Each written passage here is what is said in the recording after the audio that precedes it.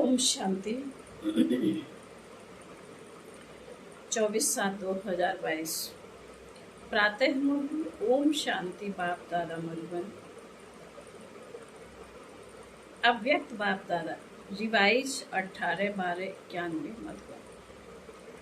आज मुरली की टॉपिक है हर कर्म में ऑनेस्टी यानी ईमानदारी का प्रयोग करना ही तपस्या है। आज बाप दादा चारों ओर के सर्व तपस्वी कुमार और तपस्वी कुमारियों में तपस्या की विशेष निशानी देख रहे हैं। तपस्वी आत्मा की विशेषताएं पहले भी सुनाई, आज और विशेषता सुना रहे हैं। तपस्वी आत्मा अर्थात सदा ऑनेस्ट आत्मा। ऑनेस्टी ही तपस्वी की विशेषता है। ऑनेस्ट आत्मा अर्थात हर कर्म में श्रीमत में चलने में ऑनेस्ट होगी। ऑनेस्ट अर्थात वफादार और ईमानदार। श्रीमत पर चलने और ऑनेस्ट अर्थात वफादार। ऑनेस्ट आत्मा स्वतः ही हर कदम श्रीमत के इशारे प्रमाण उठती है। उनका हर कदम ऑटोमेटिक श्रीमत के इशारे पर ही चलता है। जैसे साइंस की शक्ति द्वारा कई चीजें इशारे से ऑटोमेटिक चलती हैं, चलाना नहीं पड़ता है। चाहे लाइट द्वारा, चाहे वाइब्रेशन द्वारा स्विच ऑन किया और चलता रहता है। लेकिन साइंस की शक्ति विनाशी होने के कारण अल्पकाल की है।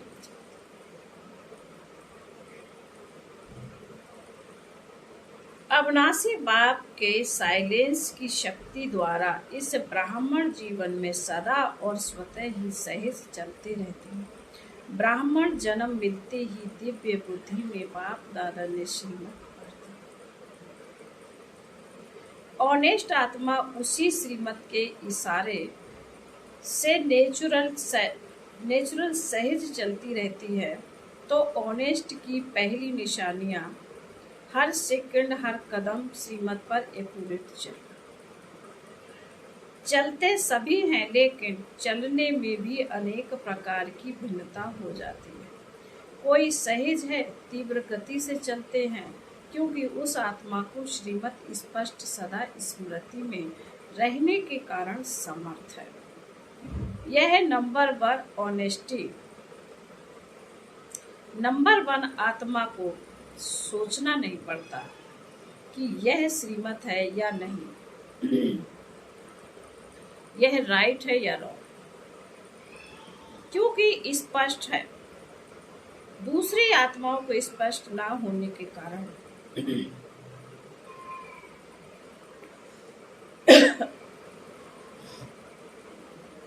कई बार सोचना पड़ता है। इसलिए तीव्र गति से मध्यम गति हो जाती है। साथ साथ कोई सोचता है, कोई थकता है। चलते सभी है, लेकिन सोचने और थकने वाले सेकंड नंबर हो जाते हैं। थकते क्या है, थकते क्यों हैं? चलते चलते श्रीमत के इशारों में मन मत पर मत मिक्स कर देते, इसलिए स्पष्ट और सीधे रास्ते से भटक टेढ़े बांके रास्ते में चले जाते।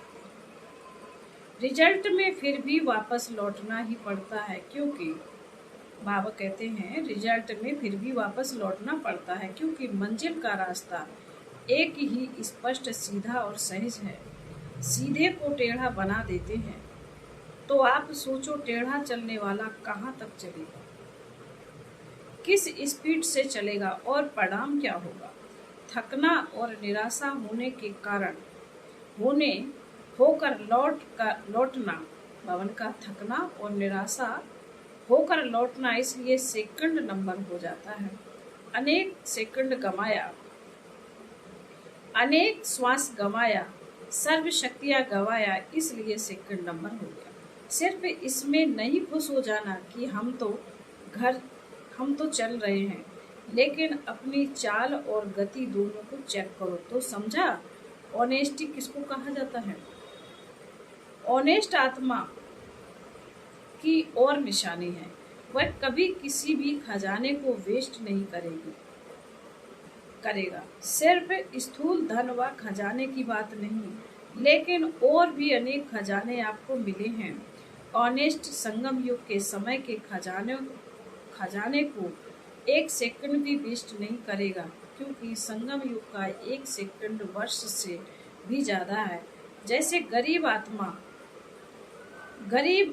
का स्थूल धन 8 आना, गरीब आत्मा का स्थूल धन 8 आना 100 के बराबर है। 8 आना 800 के बराबर है। पवन कहा कि गरीब आत्मा का स्थूल धन 8 आना 800 के बराबर है, क्योंकि 8 आने में सच्चे दिल की भावना 800 से ज्यादा है। ऐसे संगम युग का समय एक सेकंड इतना बड़ा है, क्योंकि एक सेकंड में पद्मों जितना जमा होता है। सेकंड गवाया अर्थात पद्मों जितनी कमाई का समय गवाया। ऐसे ही संकल्प का खजाना, ज्ञान धन का खजाना, सर्व शक्तियों का खजाना, सर्व गुणों का खजाना वेस्ट तो नहीं करेंगे। अगर सर्व शक्तियां सर्व गुणों व ज्ञान को स्वप्रति व सेवा प्रति काम में नहीं लगाया तो इसको भी वेस्ट कहा जाएगा। दाता ने दिया और लेने वाले ने धारण नहीं किया तो वेस्ट हुआ ना। जो ऑनेस्ट होता है वह सिर्फ धन को प्राप्त कर रख नहीं देता है। ऑनेस्ट की निशानी है खजाने को बढ़ाना। खजाने का साधन ही है कार्य में लगाना। अगर ज्ञान धन को भी समय प्रमाण सर्व आत्माओं के प्रति या स्व के प्रति, उन्नति के प्रति यूज नहीं करते तो खजाना कभी भी बढ़ेगा नहीं। ऑनेस्ट मैनेजर या डायरेक्टर उसको ही कहा जाता है जो कोई भी कार्य में प्रॉफिट करके दिखावे, प्रगति करके दिखाए। ऐसे ही संकल्प के खजाने को, गुणों के, शक्तियों के खजाने को, गुणों को, शक्तियों को कार्य में लगाकर प्रॉफिट करने वाले हैं या वेस्ट करने वाले हैं। ऑनेस्ट की निशानी है वेस्ट नहीं करना, प्रॉफिट करना। अपना तन मन धन और स्थूल धन, यह तीनों ही बाप का दिया हुआ खजाना है। आप सबने तन मन धन व वस्तु जो भी थी वो अर्पण कर दिए। संकल्प किया कि सब कुछ तेरा, ऐसा नहीं थोड़ा धन मेरा थोड़ा बाप का। थोड़ा धन किनारे रख जेब खर्च रखा, थोड़ा थोड़ा आई विल के लिए किनारे करके रखा है। आई विल के लिए किनारे कर रखना यह समझदारी है। जितना ही मेरा होगा उतना ही, जहाँ मेरा मेरा होता है वहाँ बहुत बातें हेरा फेरी होती है, क्योंकि उसको छिपाना पड़ता है ना। भक्ति मार्ग वाले भी समझते हैं ये मेरे का फेरा है। इसलिए जब सब कुछ तेरा कह दिया तो कोई भी तन मन या धन, वस्तु सिर्फ धन नहीं लेकिन वस्तु भी धन है। वस्तु बनती किससे है?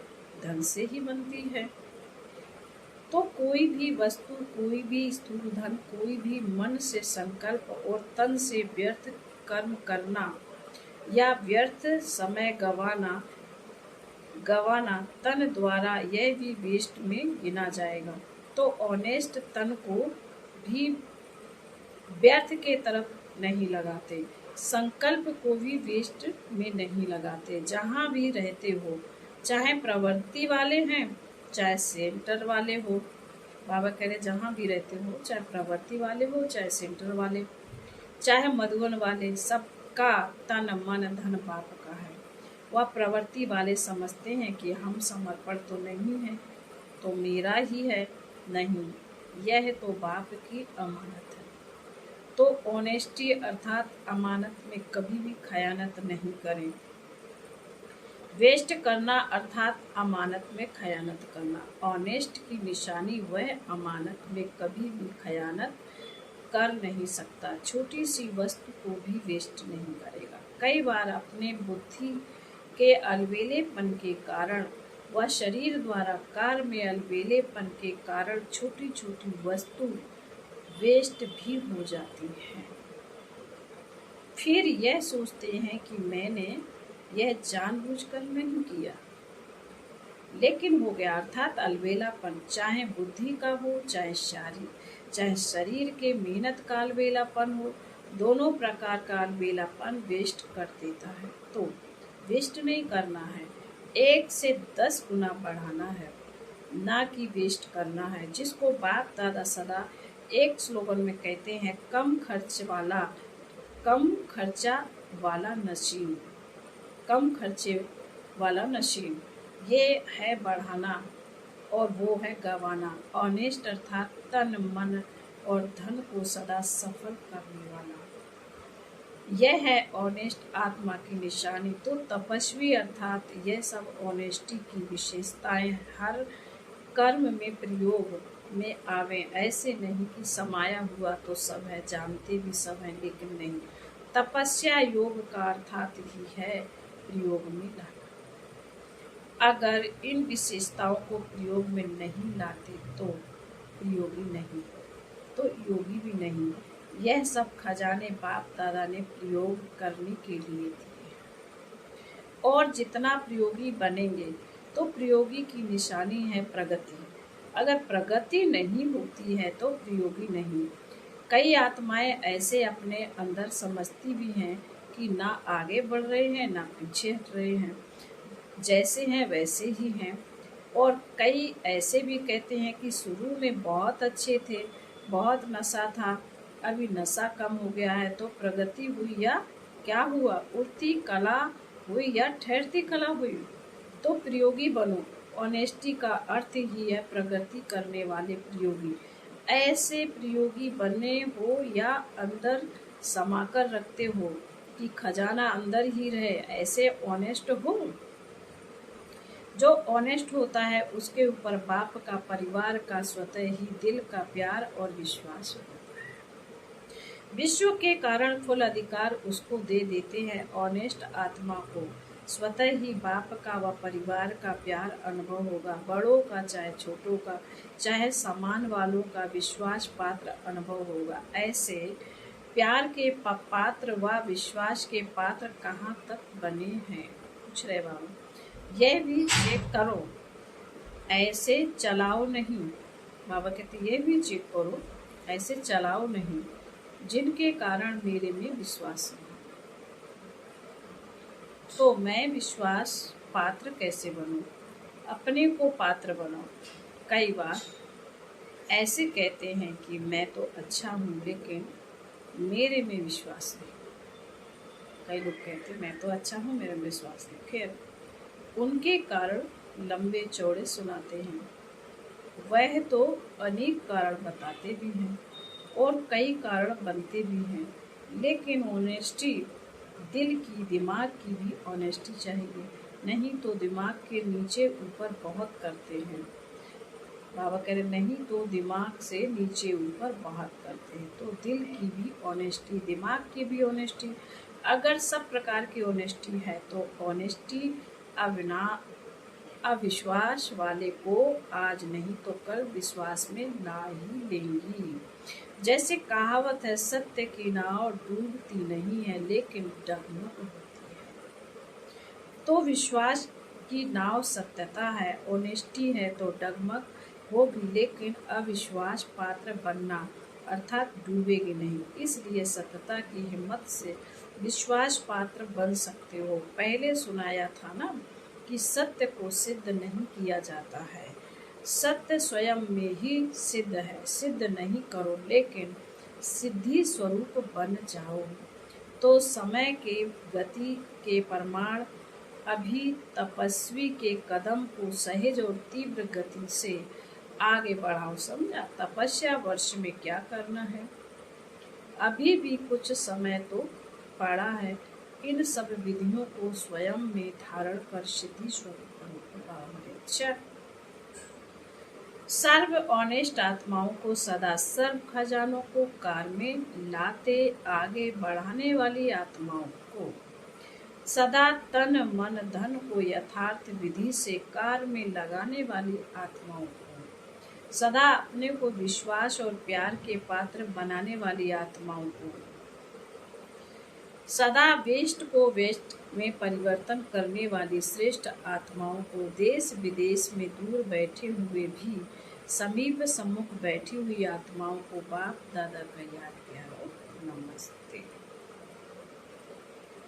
हम रूहानी बच्चों की रूहानी माता पिता बाप दादा को याद प्यार गुड मॉर्निंग और नमस्ते। ओम शांति।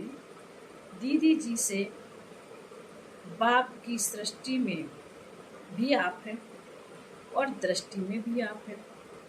अपनी सखी जनक को प्यार भेजो, यही कहना कि शरीर और सेवा दोनों को संभालने का बैलेंस रखें, अटेंशन रखना, क्योंकि आगे भी समय नाजुक आएगा, शरीर नाजुक होते जाएंगे और सेवा अधिक होती जाएगी। अभी शरीर से बहुत काम लेना है। अच्छा, ओम शांति। फिर बाबा ने वरदान में कहा है, मेरे को समाप्त कर पुरानी दुनिया से मरने वाले निर्भय व दृष्टि भव। लोग मरने से डरते हैं और आप तो हो ही मरे हुए, नई दुनिया में जीते हो, पुरानी दुनिया से मरे हुए हो, तो मरे हुए को मरने से क्या डरना।